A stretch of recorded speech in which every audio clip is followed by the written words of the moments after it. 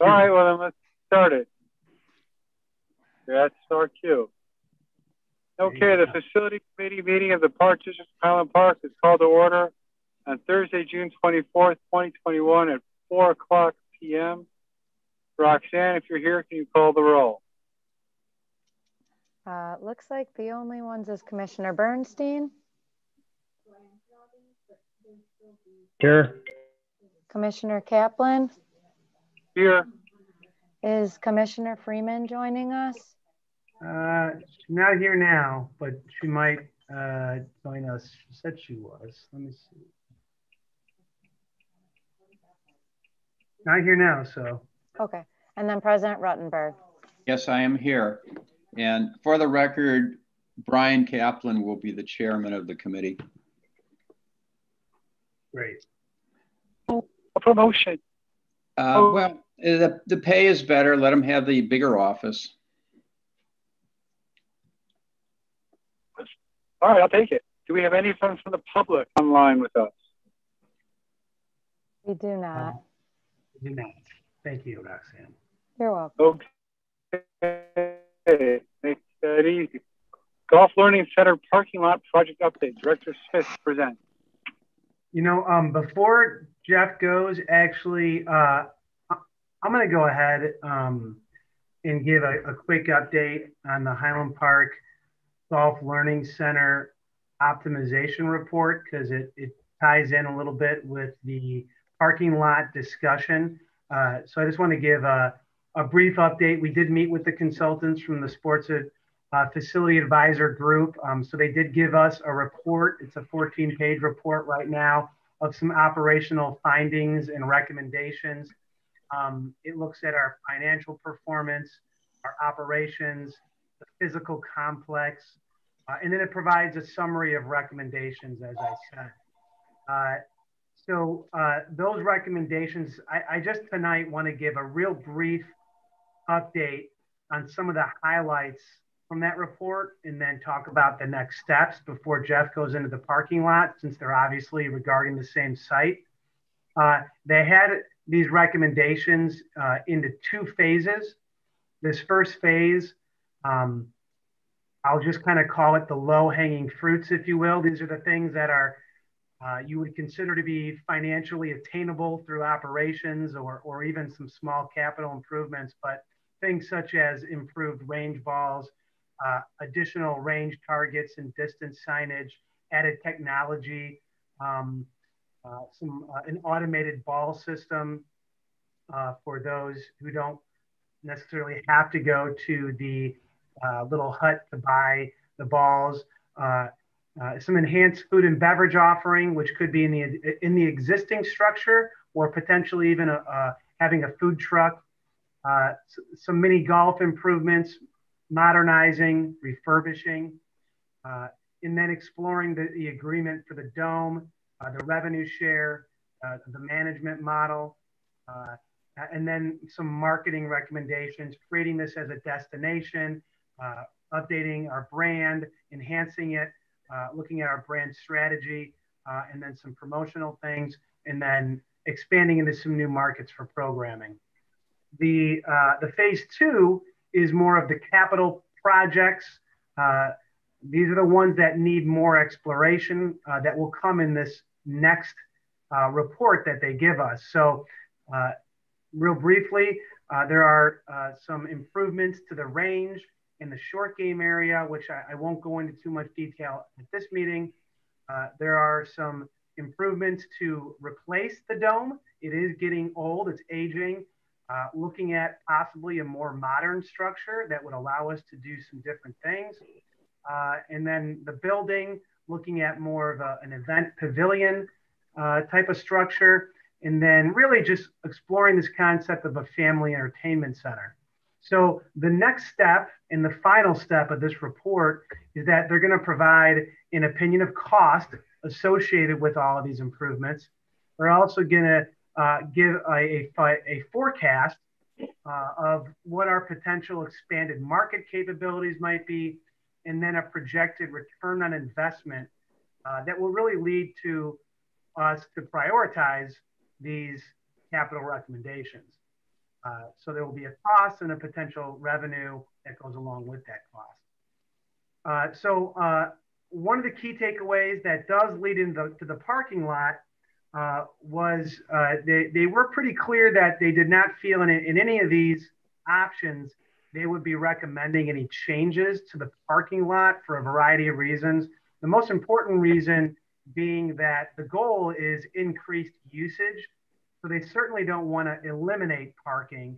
That would be contradictory to a lot of the recommendations they have. But secondarily, the opportunities that exist within the framework of the area really have a better opportunity for the return on the investment. So the cost that it would take to do them in the current layout would be more feasible, especially for the park district, unless you were to get some investor to come in. And since we don't have that right now, we definitely are recommending to move forward, at least for right now, with the contract that we already have and have already been approved and have already been engaged with regarding the parking lot. And that's what Jeff's going to give an update on. So before I turn it over to Jeff, are there any questions about where we're at or where we'll be next with the optimization report?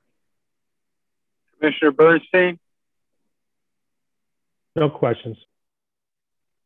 President Rosenberg?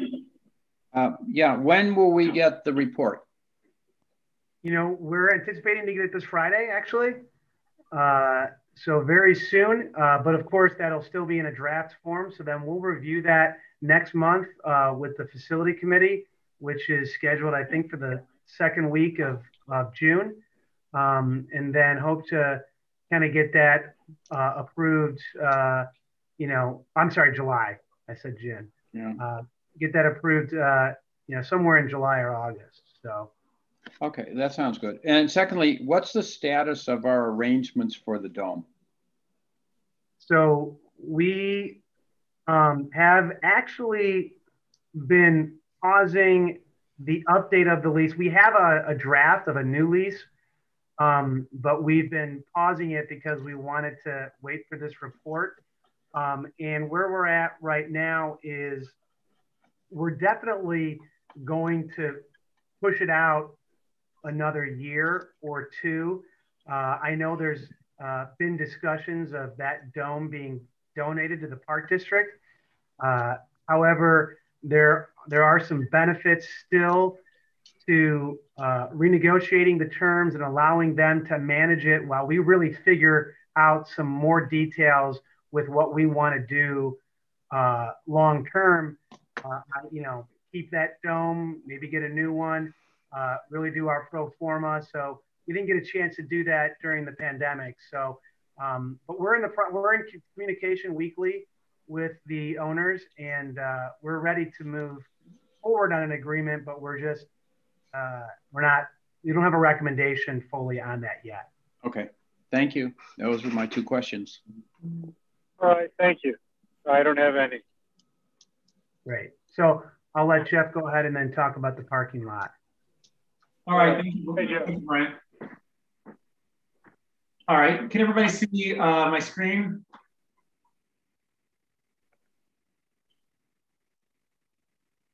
Is that a yes? Okay, you're shaking your head yes. Okay, good. All right. Yes. So this project was last discussed at a finance committee meeting back in February. That's whenever we received consensus to move forward with Dan Craney Company for the engineering. And at that meeting, we also discussed a couple of other things we wanted to include in their work. And very briefly, that was looking at the north parking lot and seeing what we could do to improve the flow up there. And also looking closer at the entrance here and see if there was anything we can do to improve that entrance. So since it's been quite a while since we've talked about this project, I'm just going to give a real brief reminder of what it entails. So everything highlighted in yellow would be included in this project. That would be resurfacing of the south lot, the roadway, and the north lot here, as well as the entrance. And This here is the path that's going to the gateway path that goes up the Skokie River Woods. This is going to be resurfaced very soon as part of the preserve project, so a separate project. And then also part of the preserve project will be the addition of this sidewalk here. And then in orange here is the existing sidewalk. So we're connecting from Skokie River Woods all the way down. And then lastly, in red is a sidewalk we would like to add as part of this project, which would then connect pedestrians to a path that leads to the other side of the preserve. The only thing that's not shown here that I'll briefly mention, at the previous meeting, we discussed taking this sidewalk here and expanding it to go all the way to the parking lot. This is something we'll be talking to Dan Craney Company about in this next phase of the project. Now, this section highlighted in red is part of IDOT's right-of-way. And so anything we do in this portion requires permitting. We have yet to move forward with any permitting for IDOT because we wanted to present to the committee on what we've learned about possible improvements in this area. And then from there, we'll submit those. So what that means is at this point, regardless of what decision is made about improvements or keeping this the same, we will not be able to resurface this portion as part of the construction this year because it's just going to take far too long for permitting for that. Just noting that Commissioner Freeman has entered the meeting. Thank you. So the plan would be to make a decision on how we'd want to handle this portion, and then we would start permitting, and that would be a separate project next year. So I do want to talk a little bit about what Dan Craney Company discovered when they were looking into this. So as I said, we discussed trying to improve access here. And we're obviously very limited with 41. But, the best option they were able to propose would be adding a right turn lane. So this indicates the lane that would be added. So you have the lane that tapers and then it continues on here. This would have to be done in the current shoulder and on the kind of grassy area here. And then you would also have a small area up here we are proposing. This orange line indicates the shoulder that would then have to be added. And our understanding also is if we were to do this work, we would most likely be required to also pave the adjacent lane. So there would be a significant amount of paving that would have to be done. Daniel Craney Company provided an opinion of probable cost for this work. In addition to the current contract, they would have additional engineering fees of $55,000. And then the earthwork, here's the fee that would be estimated for that. We also have paving, and there's some miscellaneous fees. So it would be a total of $222,000, $230,000. And in the 2021 capital this year, we have a total of $320,000 for this project, which is really intended for the parking lot. So I guess the short version is this portion here is unfunded. If we were to do it though, it would be in a future year. So I do want to talk a little bit about some things that are not included in that cost estimate that we understand would likely be needed and would be additional cost. So from our research, we've learned that it's a FEMA special flood hazard area, which would require flood compensation. And from looking at this area, there really doesn't seem to be any nearby areas that would be available to provide that compensation. So it could pose some challenges. Additionally, there are some wetlands here, and any existing wetlands that we encounter, they would need to be mitigated. And when I was describing the lane taper, that concept shows a lane taper of 245 feet. But typically IDOT would prefer it be much longer. You can see here, 540 feet in most cases. If through the permitting process they required that, that would actually require us to rebuild the entrance to Target on 41 because it would conflict with that area. And also, while we were talking about IDOT's right-of-way, a portion of this area where we would need to put the lane falls out of the Route 41 right of way and is actually on Target property. So that would require negotiation agreement with Target to utilize their property. And lastly, it's very likely that a traffic study would be required as well. So as I stated, these were all additions to our budgeted amount there, or our estimated amount.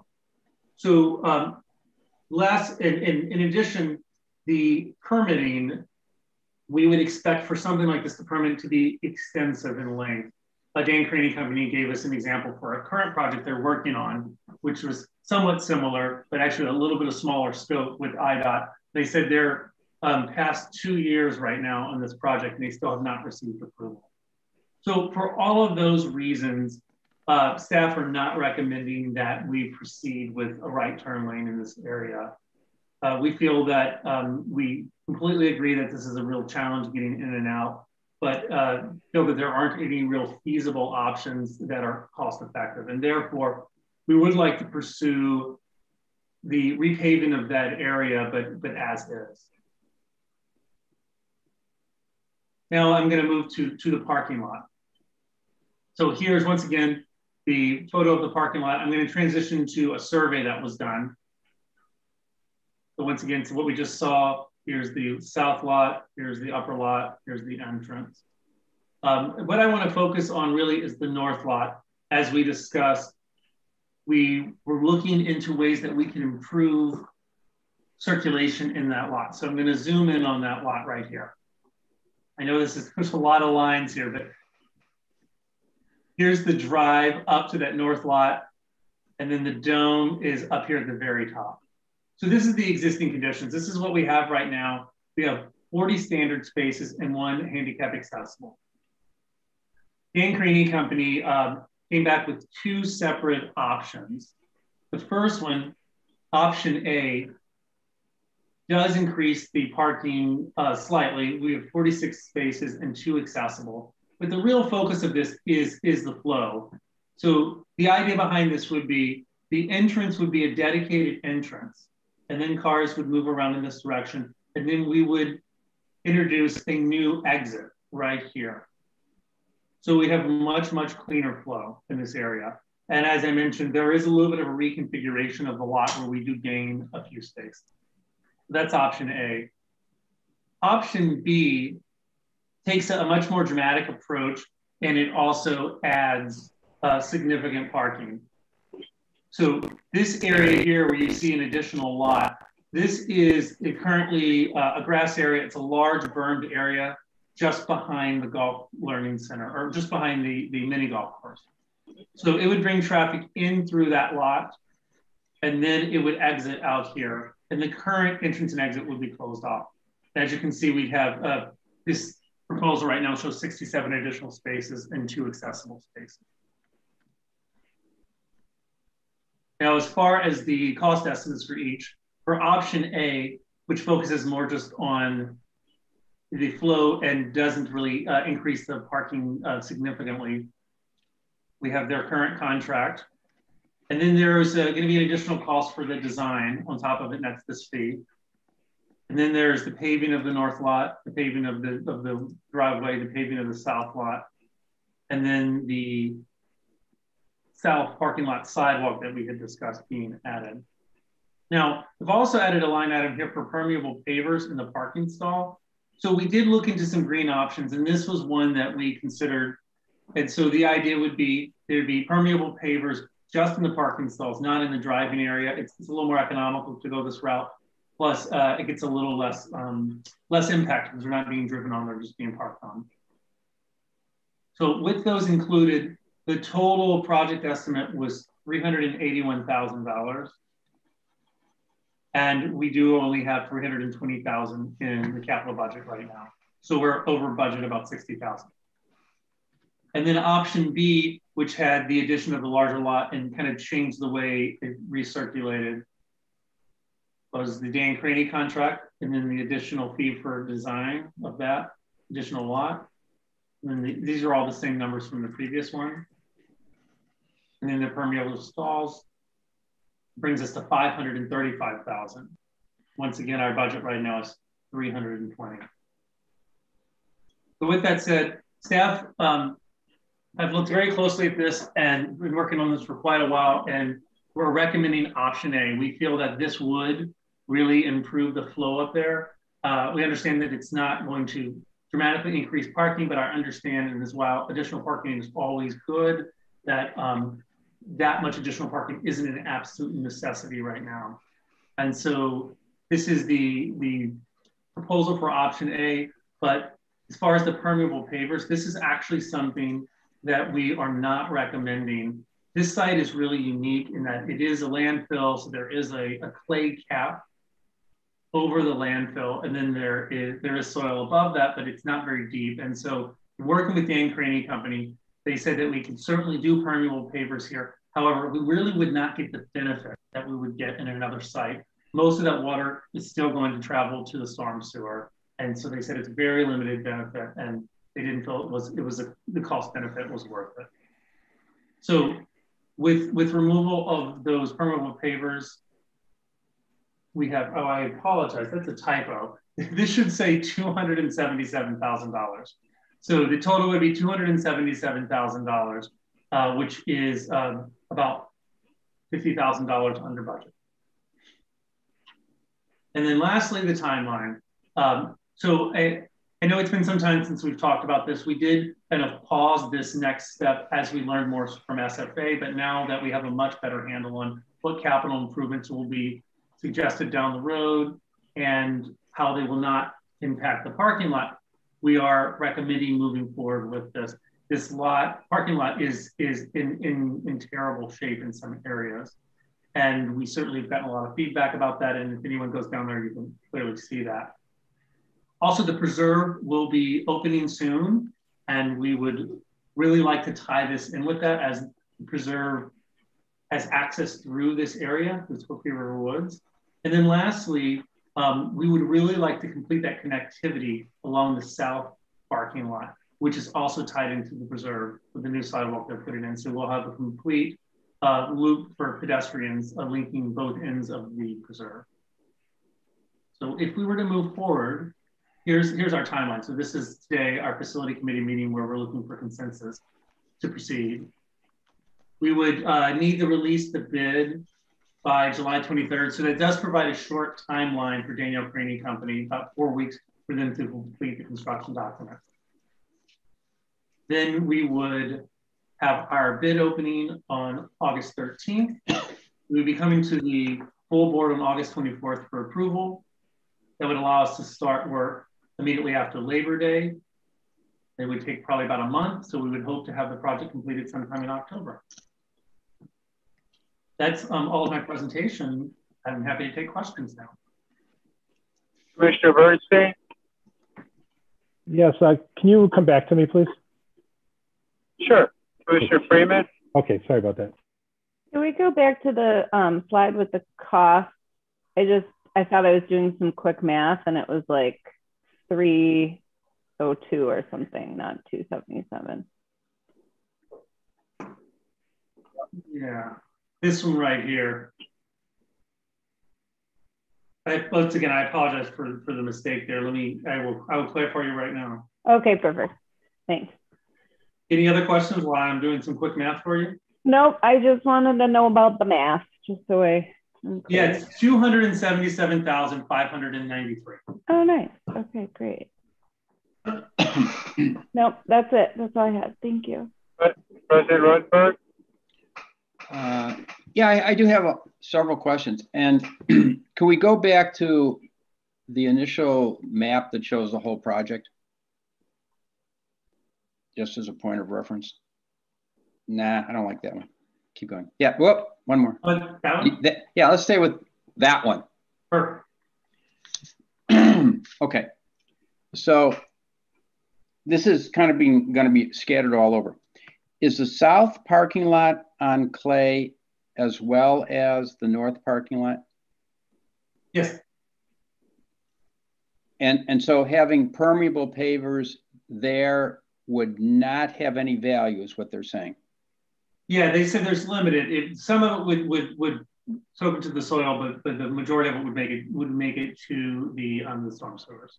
Okay. Now, in this area, a lot of that water actually, so there are storm sewer here, but in this area, most of this actually makes its way right here to this waterway. Most of the runoff. So we're fortunate that we're close enough to that ditch that it doesn't matter. Okay, so that was one question. I guess I'm a little confused between the plans for the dome, which we're now putting off for a year, and are doing this project with an enhanced parking lot for the dome. And I understand the south parts of the project, but it could very well, I don't know what's going to happen with the dome. And since we've been delayed by COVID for a year, and I know that we had talked about taking it over, there may be major changes coming. Is there a possibility that we're throwing money away by redoing the north parking lot? Right now, what we're hearing from SFAs, their recommendation would be to keep the dome, even if it's replaced, but still keep a dome there. And therefore, we're planning for a dome as in that location right there. Brian, okay. I don't know if you want to add anything to that. Yeah, the only thing I would add is that while that dome is also aging, it definitely has not met its useful life yet. So it probably has, another five or maybe 5 to 7 years left in it. And so, that parking lot is really, really bad up there. As Jeff said, the recommendation is that's one of the significant money drivers up there, and has the potential to be an even bigger revenue generator. So and I think keeping that footprint would make the most sense. Okay. Yeah. All right. That's answering that question. I just didn't want us to start throwing money away. All right. So permeable doesn't work. So that kills my major coup. Are we planning wayfaring signs, or whatever you call them, wayfinding signs here to connect to the preserve? And are we going to have a welcome to the preserve sign with this path that goes into it? I believe, and Dan Voss would be much better to speak to this, but I believe there's currently a plan for some signage right here. And I believe there may be signage along this bridge as well. Yes, there will be, as Liz talked about at the board meeting the other day. Forgive me, I can't remember which side of the bridge, but there will be a sign, a bigger one with the map and everything right there. Okay, I would hope it'd be on this side of the bridge. I believe it is. Well, we can put it wherever we want. Well, I'm also going to say, is there any thought that this would appeal to people as an entrance to the preserve, and with parking here, and I'm pointing to the south lot as a way of getting into the preserve without going up Park Avenue. And so that takes me, and I'm just going to follow this through. The sign that we have for this project is, I think the word I've heard people say, a piece of crap. I'm not sure if that's what a direct quote. So are we, as part of doing this, when are we going to do the sign? Or is that part of the marquee sign? Yeah. Yes, that marquee sign that's located right here. That is in the capital budget this year. However, we have not moved forward with that because we want to tie that in with the SFA report. If there's any type of rebranding, for example, of this area. Yeah. So okay. And I'll expand on that. So we have been waiting for this FSA report. Marketing has been included with that. We are going to be working on, for the report and for our own internal discussions, sort of a rebranding of this area. Highland Park Golf Learning Center may not be the name. What's the mini golf again? The River's Edge. River's Edge. May or may not be. That logo may or may not stay. So if we can get that done and do the sign this year, ideally it would be done by next spring, because we want everything to sort of be ready for that grand opening. But you know, we're moving at a pace that's manageable. But yes, that'll be redone and rebranded. Okay, this is, and I know this is off the current topic, but it's all part of the gestalt of this whole project. Okay, and my other final last question is somewhere in my notes. Oh, how much are we going to be paying the contractor for construction management? I mean, what part of their fees and their cost of the $270,000 or $300,000 is attributable to construction management bidding assistance, which we should try to do internally? So for bidding, the far majority of it that we do internally. For most of our projects, we do all the front end documents. There might be a time where we might have we'll want the engineer involved in, let's say, a pre-bid meeting to answer questions or assist with addenda or something like that. I don't have the exact breakdown of fees right now, but I can get back with that. There is a fee that's associated with some assistance from Daniel Crane Company during construction, and it would be some review of some items, and it would be answering the questions essentially. Yeah, but it would be very, very minimal in this type of project. All right. The plan is that it's going to be done in-house. We're not going to have a construction manager. Okay, and the reason I keep asking that for all of our projects is my constant refrain that we need a in-house construction management team. I don't have any other questions. I think it's a good plan, and I think we should move forward. Thank you. All right, thank you, Jeff. Yeah, Cal? I'm back. Jeff, actually, you answered my question, which was regarding the permeable pavers. Considering this is a landfill, I didn't know what the value that would bring to the project, but you kind of preempted me from asking a question about that. So I think that the number one goal here is to improve circulation, and it's been a problem since this facility was created. So I'm talking about the dome specifically. So I hope this achieves that. I'm relying on you guys regarding that, and if it does achieve that goal, then this will be very positive for the entire area. So I will support it. Thank you. Thank you. Now we'll move on. Centennial Ice Arena facility renovation update. Amalia Schwartz presents.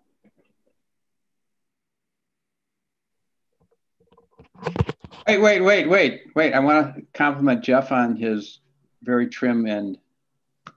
It's the first time I've seen you with the trim. I like it. Well, thank you very much. That's okay. Turn my camera off now. Anybody else want to comment on Jeff's trim? Here. All right, Amalia, you're up. All right, thanks. All right, so today I'm going to present on the Centennial Ice Arena renovation. I'm going to share where we're at in the project and where we're hoping to go. So just as a refresh, the general scope of this project includes renovation of the interior of the building and primarily the lobby and entry area, and then as well the exterior improvements, the drop-off area and the parking lots. So last year, the district submitted an application for a park grant, and as part of that initiative, we worked with Woodhouse Tanucci to develop a layout that accomplished the goals of the project. So that's looking at improved entry and welcoming feel of the building. We were looking at better visibility into the gymnastics room and improved and efficient use of our space. And that was addressing offices, our activity rooms, skate storage, and locker room areas. We were not awarded the park grant, and that gave us that now gives us a little bit more flexibility to adjust the layout and explore some opportunities that have since presented themselves. We've received a request from the Giants to develop a dedicated locker room for the Giants team, and possibly providing a dedicated space for the Falcons team. So we've been continuing to work with Woodhouse Tanucci to explore these opportunities and how they would impact the renovation goals. Staff is in conversations with the Giants, and we have an upcoming meeting with the Falcons. And we have developed a layout with Woodhouse Tanucci that accomplishes the goals that we set out as part of this original project, and accommodates space for those dedicated locker room spaces. So we are honing in, or as we are honing in on this program for the building, we are preparing for contract award to begin. So we're looking at beginning design development here this summer. And that will keep us on track for starting construction at the end of May 2022. We are expecting to present the recommendation award in July. So that would be a recommendation to continue working with Woodhouse Tanucci on the design and architectural services for the building, and a recommendation to work with Gaywalt Hamilton Associates for engineering.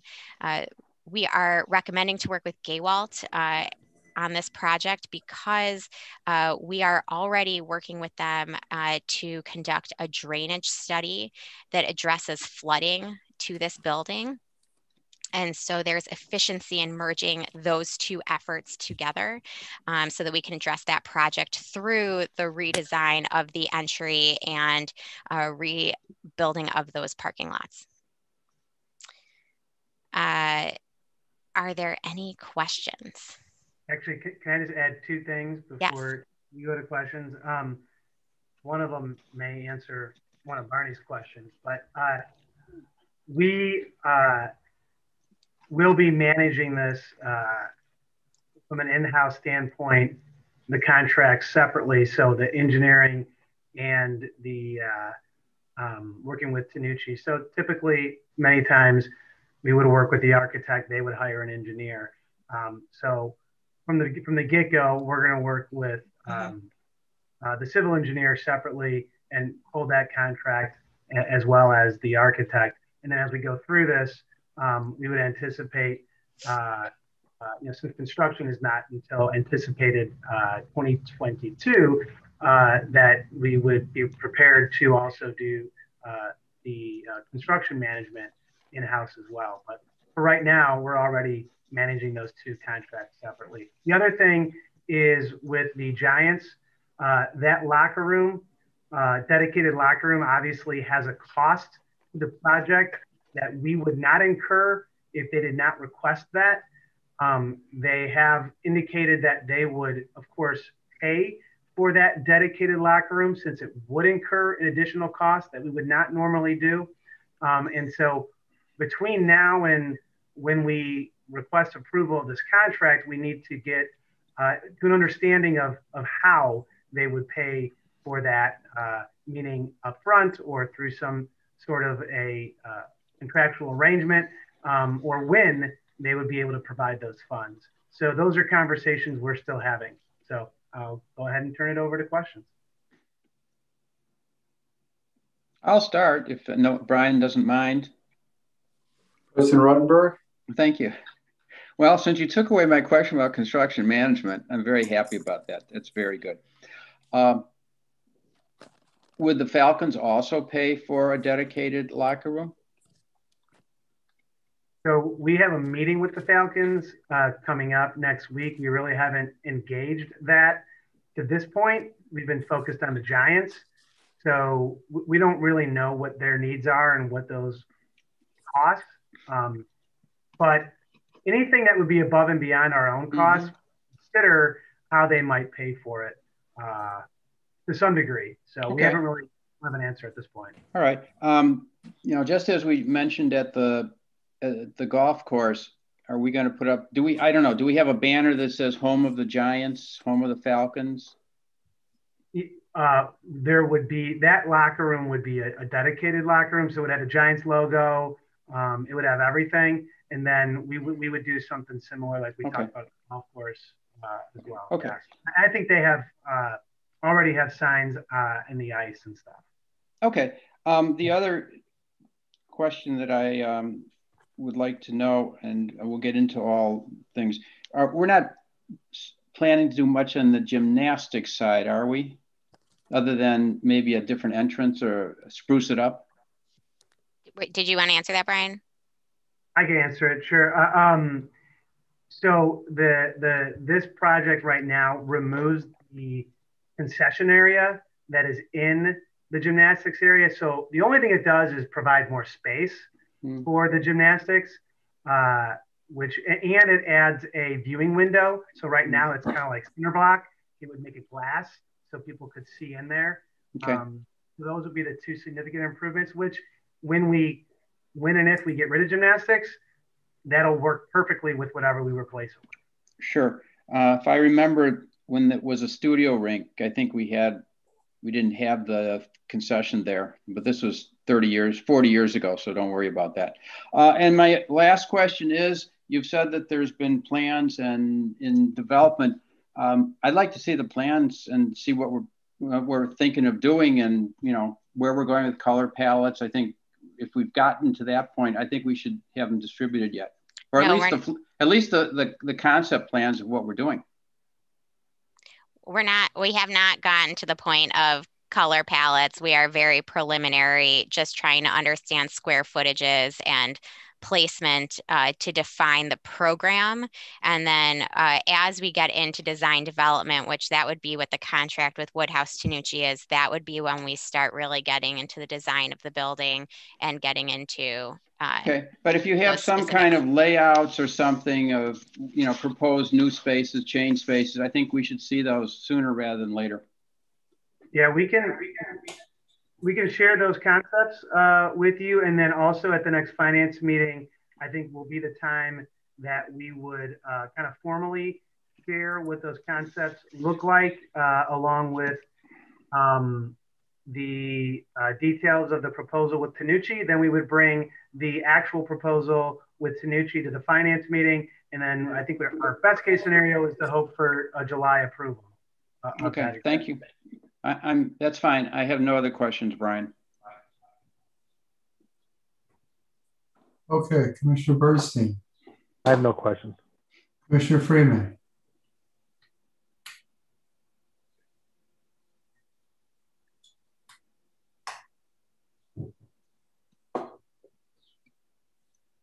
This is to me. My earbuds just died. I have no questions. Thank you.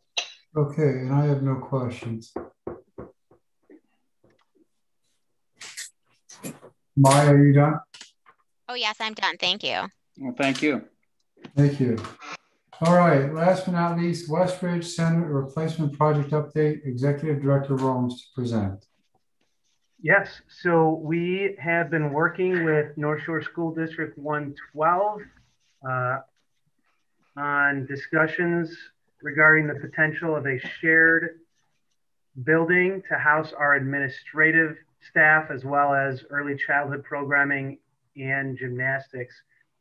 Basically the replacement of the Westridge Center, which as we know is as well aging and in need of replacement. So we've also been working with their architects, White and Associates, as well as Gilbane, and they've provided to us, which is in a draft format that I've shared with you, a site layout and an opinion of costs.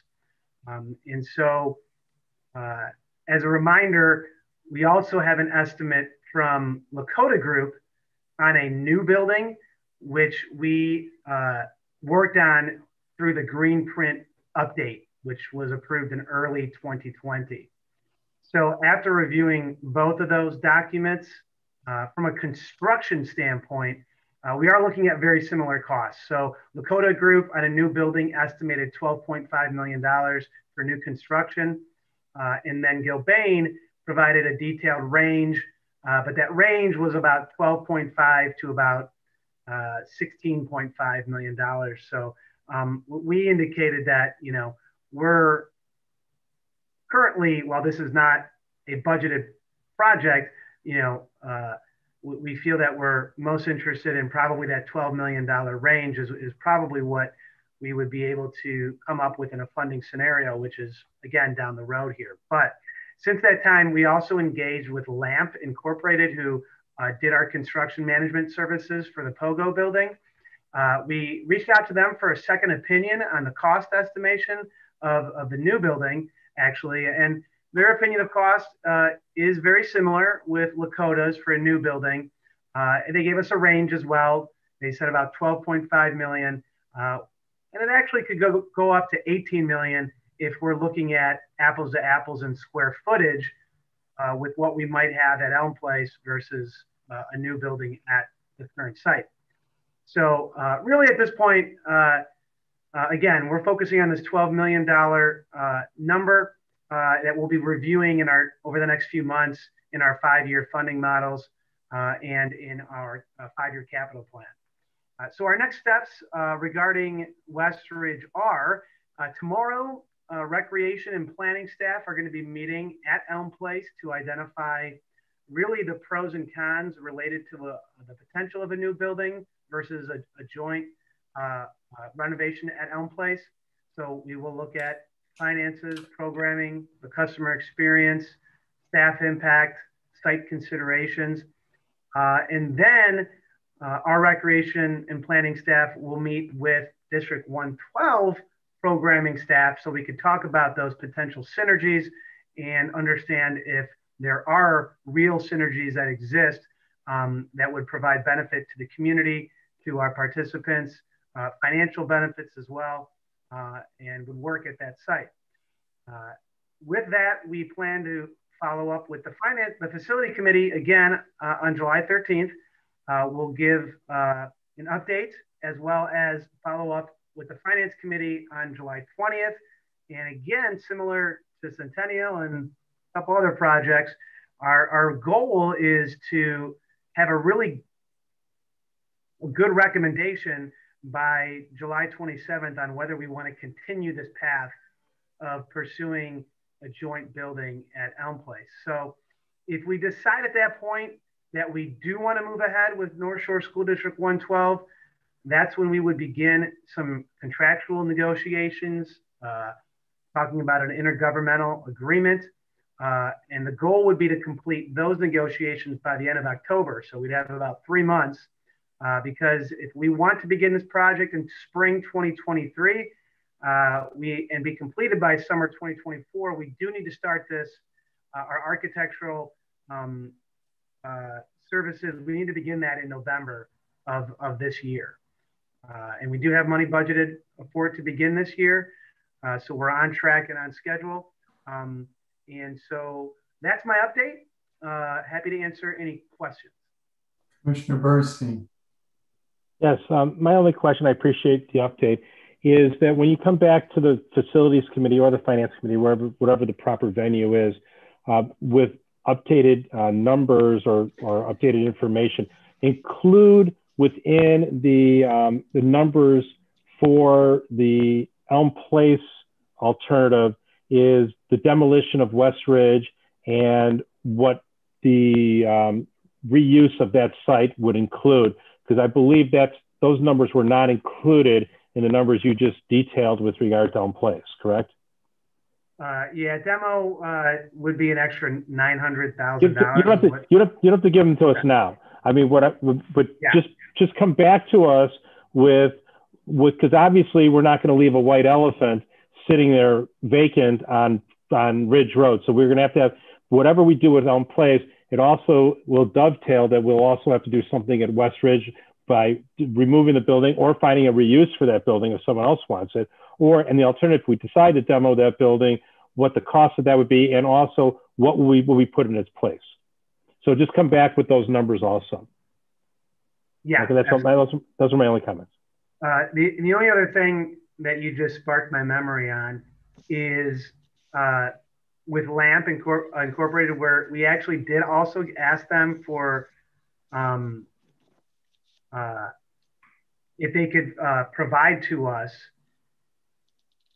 a projection on the cost difference operationally to operate in a shared building with 112 versus the operations financially at a new building. So the overhead of HVAC and all that, what that might look like.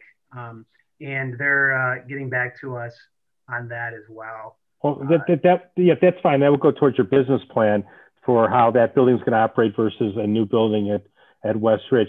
I do recall during the Greenprint process, we did create a concept for the redevelopment of West Ridge Park, and that involved moving our corporate offices over to the country club, and where that was the cube concept. So obviously that's not on the board any longer. However, part of our sports management, our sports field management plan that we had previously adopted, and also what we decided, what was the plan in Greenprint, I think those need to be revisited sooner rather than later, so that those can dovetail behind any potential combined facility at Elm Place, because we still have to figure out what we're going to do at West Ridge. Yeah. That's all I have. Commissioner Freeman? No question. President Ruttenberg? I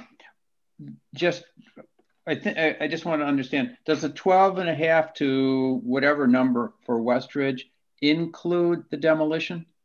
Yes. Okay, all right. Now, Cal asked the question I wanted to have us really focus on about the operating costs, because if we have a bigger building, theoretically, our costs are going to be greater to maintain it. And parking, I understand that is a challenge of some nature over at Elm Place. Yeah, so parking is going to be part of our conversation tomorrow on our site visit and our recreation and planning staff meeting that we'll come back with to the facility meeting on our assessment of the pros and cons. We feel good now that there definitely is potential that the parking situation can work. So we need to dive a little bit deeper. And in regards to those operational expenses, the only thing that you will include in that, obviously, is that Elm Place is certainly bigger, so they will be higher, but the benefit then is they're shared. So that's part of the assessment is, what does it look like in a big building with shared expenses versus a smaller building where we have all the expenses? So. Well, that raises a question. Let me just take a second. If it's a shared expense, are we then obligated to have union contractors doing the work as opposed to our own forces to do the cleaning and the maintenance? Those will be, it's a great question, because those will be. It's a good question. It's not a great question. Well, it's one of many questions that will probably come out of, I mean, we can ask it sooner than later. Yeah. But to go through this IGA process, there has to be this understanding of who's going to employ who. And you're right, they have a lot of union workers, and we don't.